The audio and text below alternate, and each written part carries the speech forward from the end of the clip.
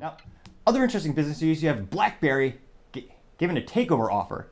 Now, they used to be one of the most iconic companies on the planet.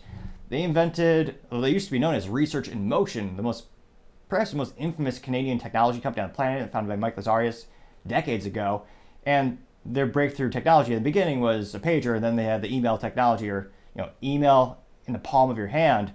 And the Blackberry product was so successful, they renamed the company after the specific product. And they quite literally made a dent in the universe. They changed the world.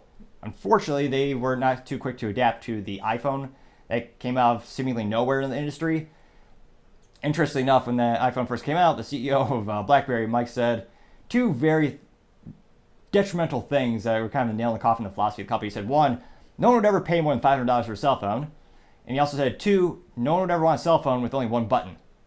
Which, yeah, nowadays pretty much every cell phone in the United States is over $1,000.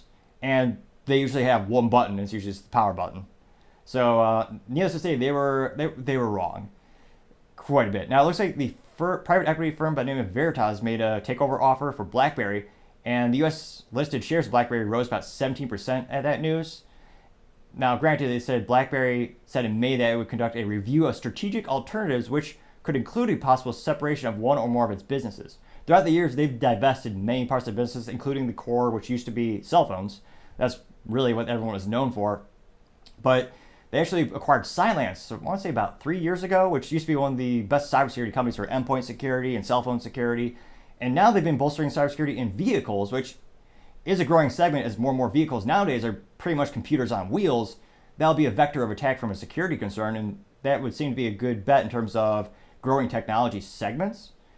Now, they also said in May, they said they will continue BlackBerry said it will continue with the previously announced sale of the patents related to the mobile devices to Maleki Innovations Limited, up for $900 million.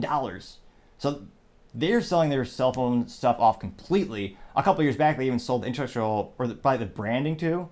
So it was a licensing agreement where people thought BlackBerry was coming out with new phones. It was HTC. It was another company making them entirely, but they were just paying a licensing fee to use the name BlackBerry because they know that name is pretty strong. There's a lot of fans who still remember it. It was one of the most secure devices out there at the time. But unfortunately, the cell phones that came out in recent times, they were nothing more than a licensing agreement with another company. And this announcement of the sale of the remaining patents they have on the cell phone technology just further solidifies the ideal that they're going to be, their whole vision with the new CEO, I say new, he's been CEO for quite some time, but they want to be a software company and a services company, and they're leaning full into cybersecurity, which is a good bet. Cybersecurity is one of the fastest growing segments in technology. And given the ever-increasing threats from cybersecurity adversaries across the globe, not just from individual unethical hackers, but you also have nation states, you have organized crime. The cybersecurity threats are only increasing exponentially, so I think over long term, that'll probably be the best bet for BlackBerry to stay around, albeit it's not the same brand that we all knew and fell in love with back in the day. So it'll be interesting to see if they accept this takeover, or if they fend it off for a little while longer. How long will they stay independent? As fiscally speaking, and as well as head count and capital, they are just a small bit of what they used to be back in the day. It'll be just interesting to see. Thank you everyone for taking the time to tune in. Don't forget to like, subscribe, and comment. Trying to get to 3,000 subscribers by the end of August. Greatly appreciate your assistance. Also, your comments help the channel grow and develop, as well as it helps me slow down my speech and make the show better and better, as that was a previous critique, which I've taken to heart and something I've worked on more and more.